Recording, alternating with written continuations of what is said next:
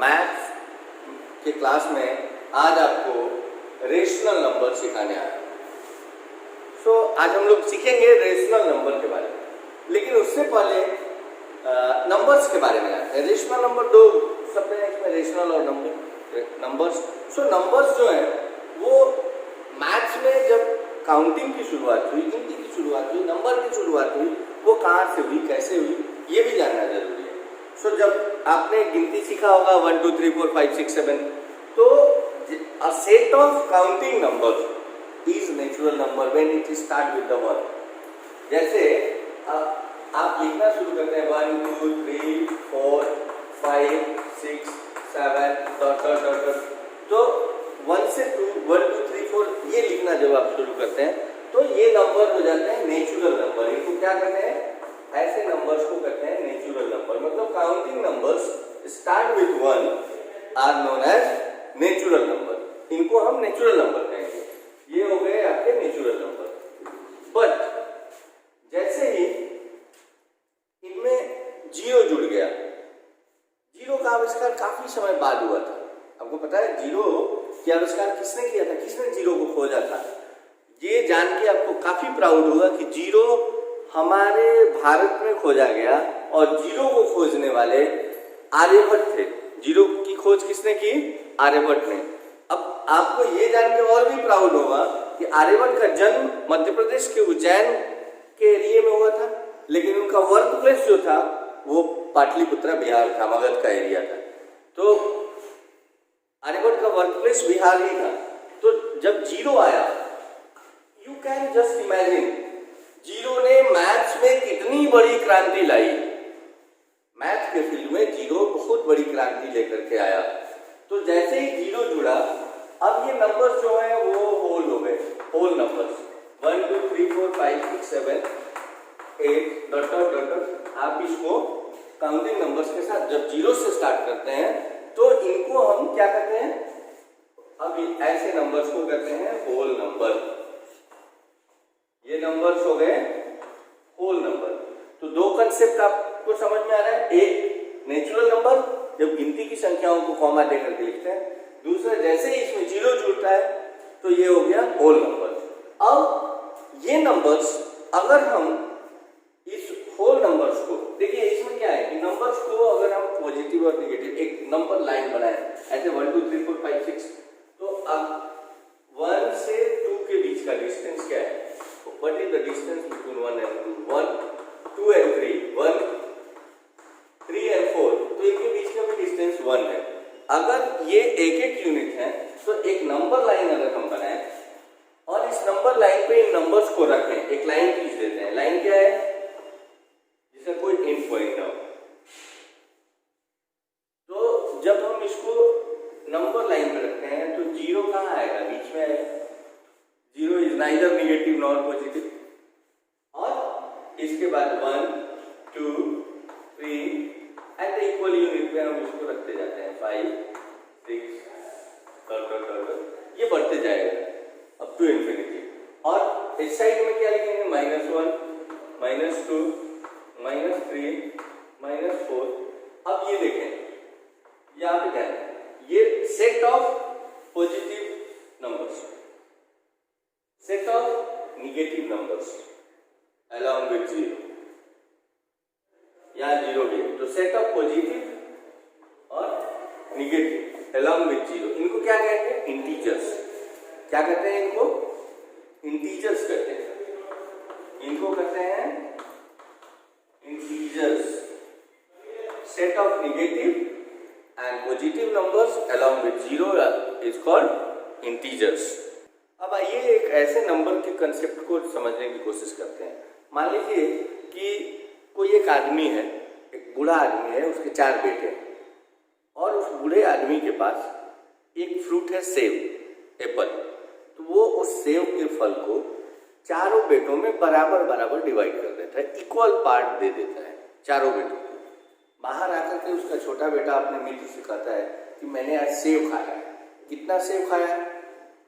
अब इसको वो कैसे बताएगा, कैसे रिप्रेजेंट करेगा? तो सेब कितना था? 1।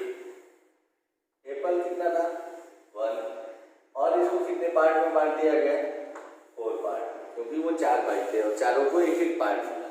तो ये जो पार्ट है ये क्या है, part of as a whole, इस होल का एक पार्ट है और इसको क्या लिखेंगे 1/4, मतलब उसको 4 इक्वल पार्ट में डिवाइड किया गया।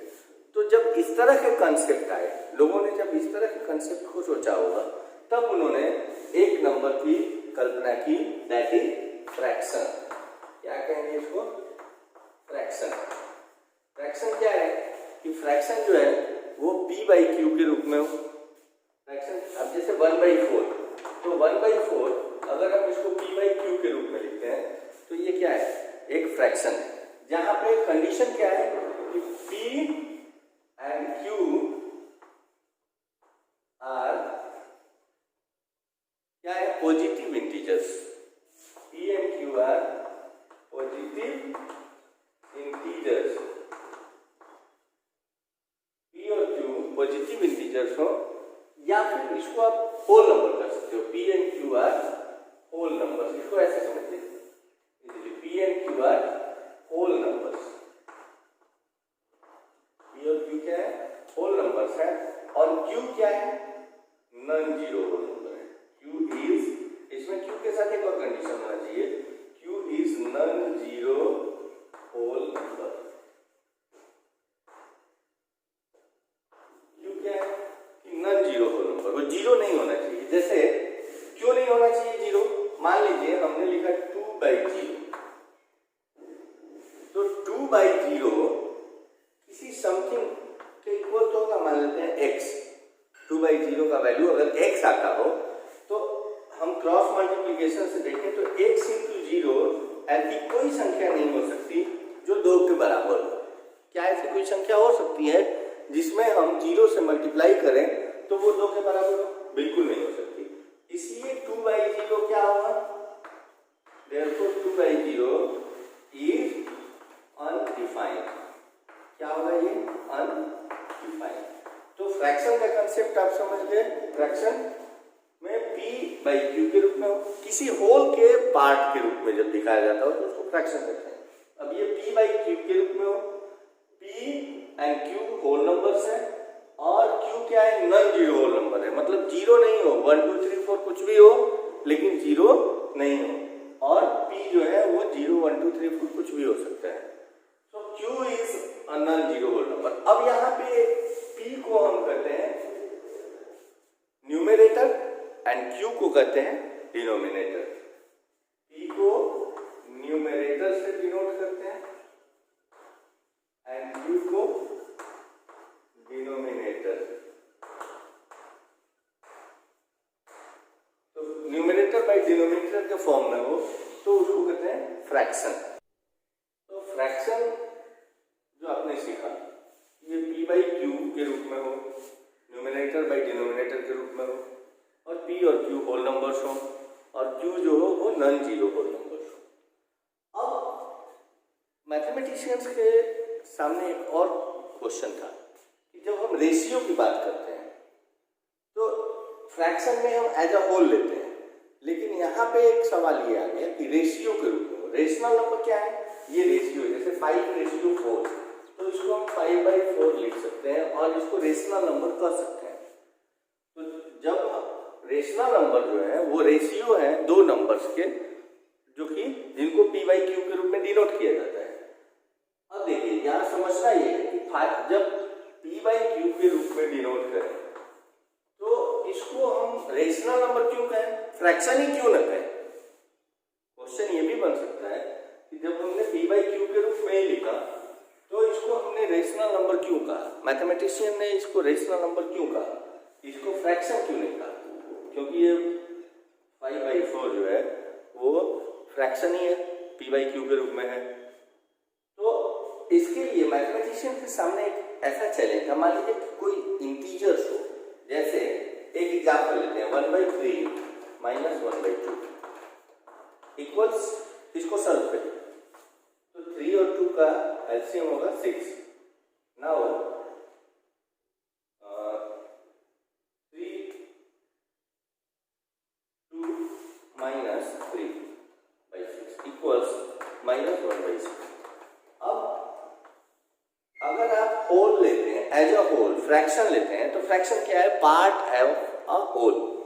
कोई भी होल, मान लीजिए आप एक रोटी का टुकड़ा लेते हैं, उसको चार रोटी लेते हैं और उसको चार टुकड़ों में बांटते हैं, तो रोटी कभी भी निगेटिव हो नहीं सकता।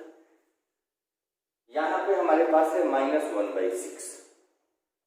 इस -1/6 को हम फ्रैक्शन नहीं कर सकते। क्यों नहीं कर सकते? क्योंकि फ्रैक्शन जो है वो होल नंबर्स होने चाहिए, या फ्रैक्शन जो है वो किसी पार्ट के किसी होल के पार्ट के रूप में लिया गया, पूरा किसी एक के पार्ट के रूप में लिया गया। तो ये किसी भी ऑब्जेक्ट का पार्ट निगेटिव हो ही नहीं सकता।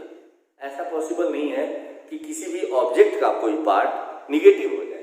तब ये -1/6 जो है वो रेशियो के फॉर्म में है, और ये क्या है, ये है रेशनल नंबर। क्योंकि तब यहाँ पे -1 क्या है, इंटीजर है। -1 इज अ इंटीजर और 6 इज ऑल्सो एन इंटीजर। तो जब p/q के रूप में ये है तो इस रेशनल नंबर को p/q कहेंगे। यहाँ अंतर समझने की जरूरत है फ्रैक्शन और रेशनल नंबर के बीच में। रेशनल नंबर और फ्रैक्शन के बीच का डिफरेंस क्या है, तो ये दोनों ही p/q के रूप में होते हैं, बट फ्रैक्शन में p और q दोनों होल नंबर होने चाहिए, यहाँ पे इंटीजर होने चाहिए। तो रेशनल नंबर्स को कैसे डिफाइन करें? Rational number is a ratio और comparison of the two object, ratio and comparison between two object, जिसको p/q के रूप में डिनोट करते हैं, where p and q are integers और q is not equal to 0। यहाँ पे कंडीशन क्या हो गया कि p and q are integers and q is not equal to 0, not equal to 0, मतलब q 0 के बराबर नहीं हो। तो ऐसी कंडीशन में इसको हम रेशनल नंबर कहेंगे। तो ये डिफरेंस है रेशनल नंबर और फ्रैक्शन का। तो और अगर रेशनल नंबर की बात करें तो rational number is defined as a ratio of p/q where p and q are numerator and denominator, और p/q में p and q क्या होने चाहिए, p and q are integers and q is non-zero integer या non-zero number. तो आइए जानते हैं रेशनल नंबर की कुछ प्रॉपर्टीज। ठीक है, जैसे पहला है कि all integers are rational number, all integers are rational number.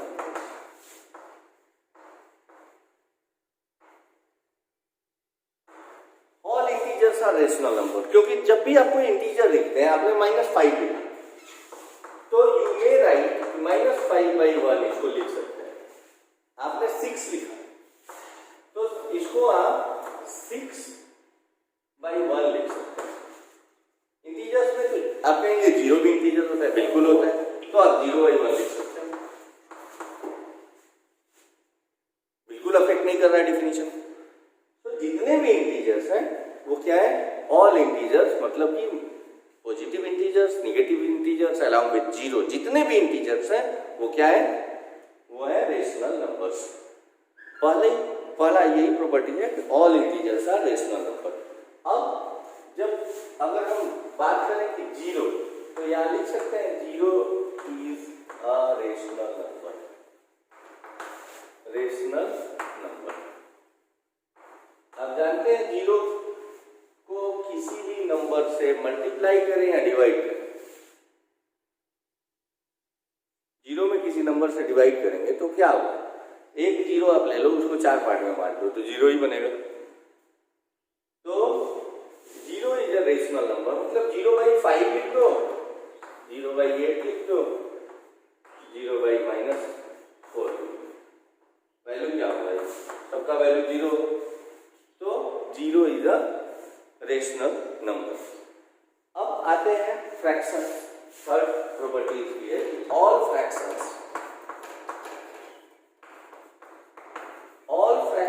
are rational numbers।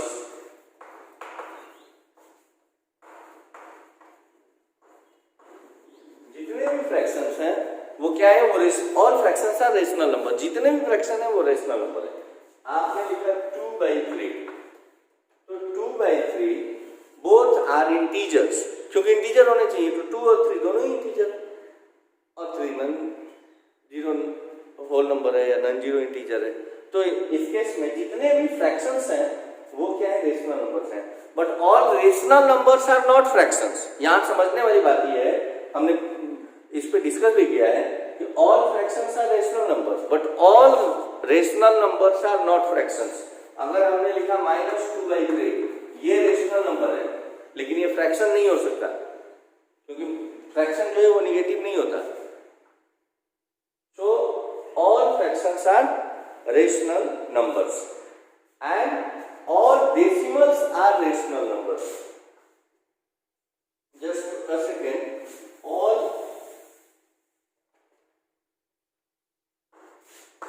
All decimals are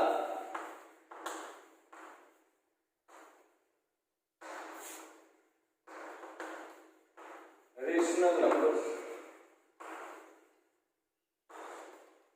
देखते हैं कैसे।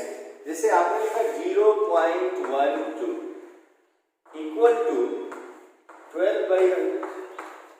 अब 12/100 क्या है, रेशनल नंबर। हमने लिख दिया 4.234, इसको हम लिख सकते हैं 4234 divide by 1000। It's a rational number. तो जितने भी डेसिमल्स हैं वो रेशनल नंबर्स हैं। सो अगर हम रेशनल नंबर के बारे में बात करें, इसके दायरे के बारे में बात करें, तो rational number include with the natural number, whole number, integers, fractions and decimals. कितने नंबर्स आ गए इस रेशनल नंबर में? Natural number, whole number, integers, fractions and decimals. ये सब मिलकर के क्या है, रेशनल नंबर है। ये सारे रेशनल नंबर के पार्ट है। Negative and positive rational numbers. So rational number को हम p/q के रूप में डिनोट करते हैं, न्यूमरेटर बाई डिनोमिनेटर। अब यहाँ p/q जब रेशनल नंबर है तो यहाँ पे 4 कंडीशन बन सकते हैं। पहला कंडीशन क्या हो सकता है, p and q are positive. अगर p और q दोनों ही, मतलब न्यूमरेटर और डिनोमिनेटर दोनों ही पॉजिटिव हो, then rational number is positive. दोनों ही पॉजिटिव हो तो रेशनल नंबर क्या होगा, पॉजिटिव होगा। दूसरा कंडीशन ये हो सकता है कि p is negative and q is positive. अगर p नेगेटिव हो और q पॉजिटिव हो तो ऐसे केस में क्या हो, p नेगेटिव हो, q पॉजिटिव हो, rational number is negative.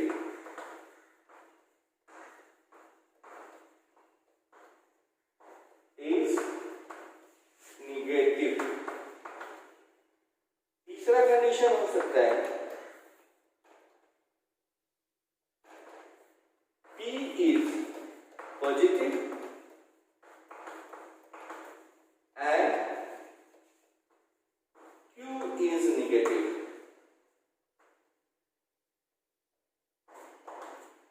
Numerator जो है वो पॉजिटिव है और डिनोमिनेटर नेगेटिव है, तब क्या होगा, तब रेशनल नंबर नेगेटिव होगा।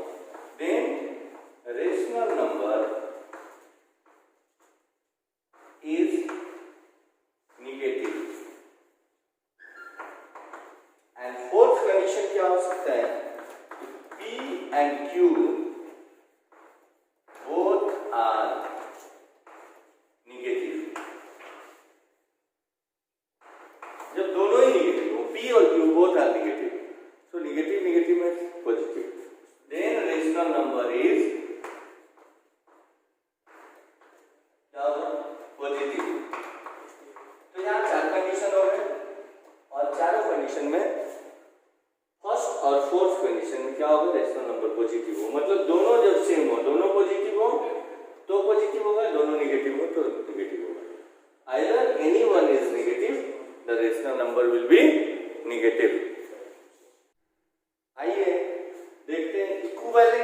Rational number. इक्विवेलेंट का मतलब इक्वल वैल्यू, रेशनल नंबर जिनके इक्वल वैल्यू। तो दो रेशनल नंबर को अगर कंपेयर करें और उनके वैल्यू इक्वल आते हैं तो उनको इक्विवेलेंट रेशनल नंबर कहते हैं। एक कंसेप्ट यहाँ पे ये भी आता है कि अगर किसी नंबर को आप 1 से मल्टीप्लाई करते हो तो उसका वैल्यू गेट रिमेन्स अनचेंज। हमने लिखा 2/2, इसका मतलब क्या हुआ 1। अब कोई एक रेशनल नंबर लेते हैं -3/4, ये एक रेशनल नंबर है। इसको हमने 2 से मल्टीप्लाई कर दिया और 2 से डिवाइड किया, मतलब 2/2 से मल्टीप्लाई कर दिया तो 2/2 का मतलब 1। अब ये क्या हो जाएगा, इसका वैल्यू आएगा -6/8 और ये -6/8 -3/4 के इक्विवेलेंट है। -3/4 इज इक्विवेलेंट टू द -6/8, क्योंकि हमने क्या किया, कुछ भी नहीं किया, नथिंग। हमने 1 से मल्टीप्लाई कर दिया 2/2 से, 2/2 का वैल्यू। तो किसी भी रेशनल नंबर के इक्विवेलेंट रेशनल नंबर प्राप्त करने के लिए, जब भी आपको किसी रेशनल नंबर का इक्विवेलेंट रेशनल नंबर प्राप्त करना हो, माइनस या लेट्स टेक एन एग्जांपल 4/9, इसका इक्विवेलेंट रेशनल नंबर प्राप्त करना है तो हम इसको मल्टीप्लाई करेंगे बाई 4 और इंटू डिवाइड करेंगे। तो दोनों में 4 से हमने मल्टीप्लाई कर दिया, मतलब 4/4 का मतलब 1। Now it's become 16/36। अब 4/9 एंड 16/36 दोनों क्या होंगे, इक्विवेलेंट फ्रैक्शन होंगे। सो आई होप आपको इक्विवेलेंट फ्रैक्शन का कंसेप्ट समझ में आया होगा।